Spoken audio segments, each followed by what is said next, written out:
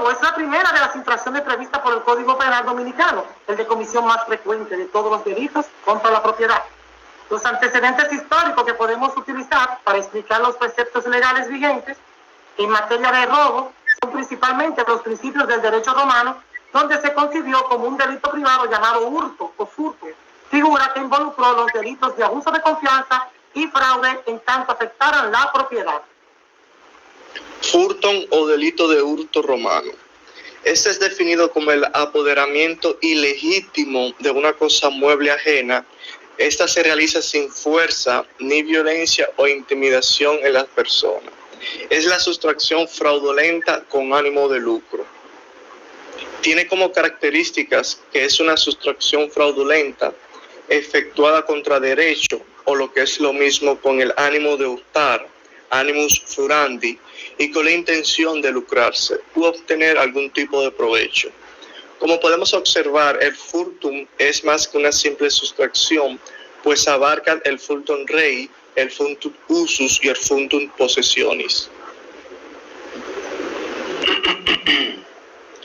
El furtum rei, sustracción de una cosa, se presenta que alguien se apodera injustamente de la cosa de otro, con ánimo de convertirse en propietario de la misma. Es la especie del furtum más común. El furtum usus consiste en utilizar una cosa de otro sin tener el derecho de hacerlo.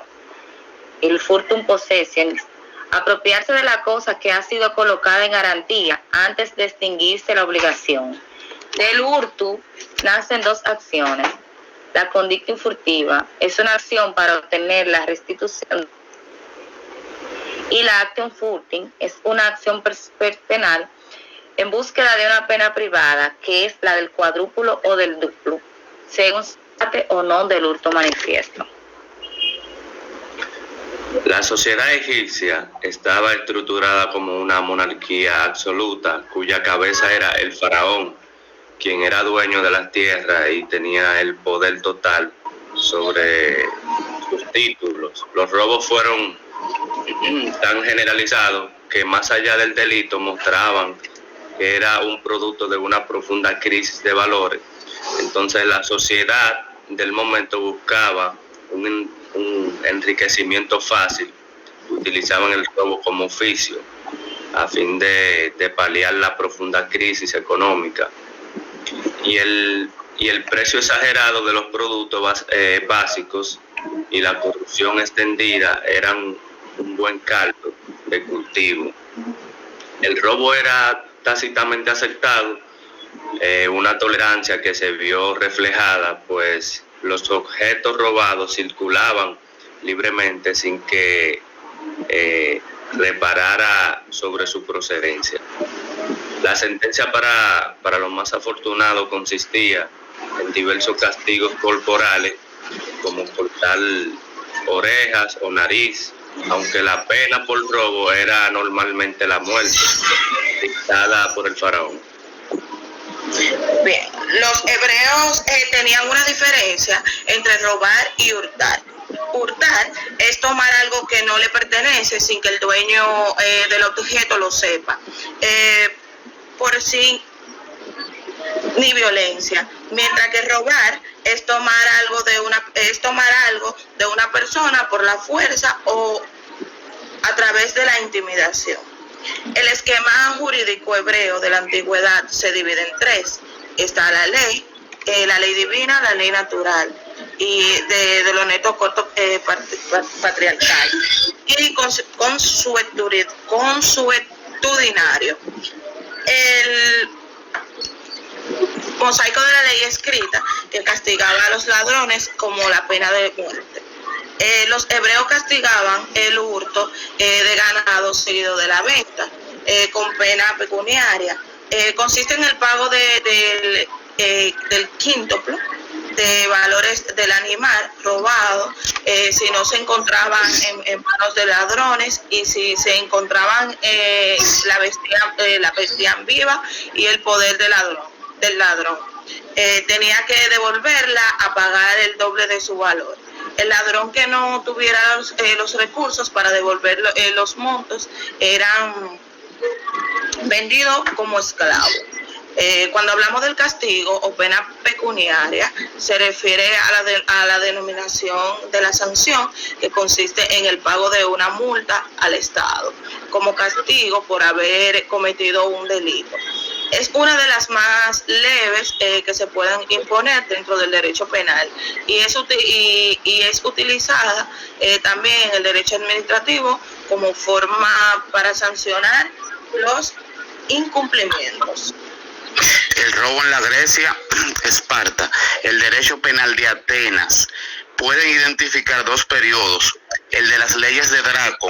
Estas consistieron en un código escrito con sangre en lugar de tinta, que castigaba delitos leves con la pena de muerte. A pesar de su rigidez, beneficiaban al pueblo en la medida en que limitaban el poder judicial de la nobleza y sus consiguientes arbitrariedades. Las leyes de Solón, que codificaron el derecho ateniense, conservando el sistema penal de Draco, legislando sobre muchas otras materias y creando un tribunal al que todos podían apelar, que se llamaba la Eilea, al establecer la igualdad de los ciudadanos ante la ley, hizo posible el posterior desarrollo de la democracia en Atenas.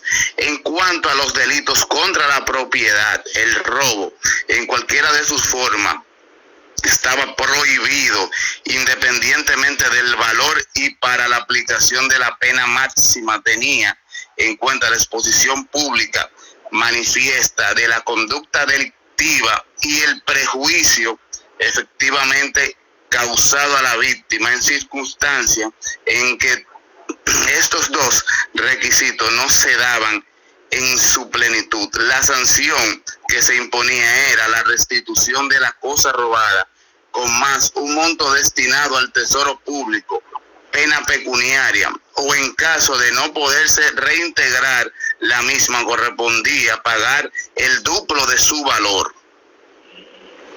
La legislación francesa. Para el derecho penal francés, el robo es un delito contra la propiedad que consiste en la sustracción fraudulenta de la propiedad de otro. Sobre la propiedad tienen en cuenta la noción de la cosa. En el caso del hurto, se debe hacer una distinción entre los bienes muebles e inmuebles. El robo solo puede relacionarse con muebles, ya que es un delito que no reprime el daño material a la propiedad como la destrucción, sino que vulnera el derecho de propiedad. Por lo tanto, es necesario que la cosa retirada sea susceptible de ser apropiada. La propiedad debe ser posible de ser sustraída. Por ejemplo, no puede haber robo del cuerpo humano, porque desde la abolición de la esclavitud, el secuestro de una persona es un atentado contra la persona y no un atentado contra el patrimonio. Ni la remoción de un cadáver constituye un robo, sino el delito de violación del empleo. Pero las partes del cuerpo humano que han pasado a ser propiedad de un tercero son susceptibles de robo, como por ejemplo el robo del cabello a un fabricante de pelucas o el robo de una prótesis que reemplaza parte del cuerpo humano. La cosa debe pertenecer a alguien. La res communis, cosas comunes que pertenecen a todos, estas no son susceptibles de apropiación porque estas no pueden ser explotadas de manera privada. La res nullius, que significa la cosa de nadie, utilizada para designar las cosas que no han pertenecido a persona alguna, o sea, lo que no ha sido propiedad de ninguna persona. No hay que confundir la res nullius con la res derilecta, que se refiere a las cosas abandonadas al primer ocupante. Esto es, aquellas que han sido dejadas por su propietario, quien desprendiéndose de ella, este ha renunciado además al dominio, de manera tal que cualquier otra persona puede adquirirla por ocupación. La cosa debe pertenecer a otros. Rara vez se ha admitido en la jurisprudencia el robo de cosas propias. Esto apunta a la hipótesis de una persona que robaría al familiar fallecido del que va a heredar. Esto, en ese caso, se denominaría ocultación de la sucesión o apropiación fraudulenta de la sucesión, que es un agravio civil que no tiene ninguna sanción penal. En la legislación francesa existe la inmunidad familiar, donde no existe enjuiciamiento penal. Si el hurto se comete en perjuicio de un ascendiente o descendiente o del cónyuge, salvo en el caso de trámite judicial de separación o divorcio. Siempre es posible una acción civil para obtener la restitución del objeto robado y o daños. En el robo en sí no se persigue penalmente, pero sí las circunstancias agravantes, violencia, allanamiento de morada, etc. La inmunidad no se aplica cuando el robo se refiere a documentos esenciales para la vida diaria de la víctima, como documentos de identidad, etc. Por otro lado, un cómplice ajeno a la familia puede beneficiarse de la inmunidad otorgada al delito, pero el coautor del delito. Comparando lo aquí presentado sobre la inmunidad familiar con lo establecido en el Código Penal Dominicano, artículo 380, encontramos que este artículo es una herencia, pero se diferencia en la actuación de personas en el hecho, ya sea ocultando o aprovechando parte o todo el objeto. En la legislación francesa, el cómplice se beneficia de la inmunidad familiar. En la legislación dominicana es considerado reo de hurto.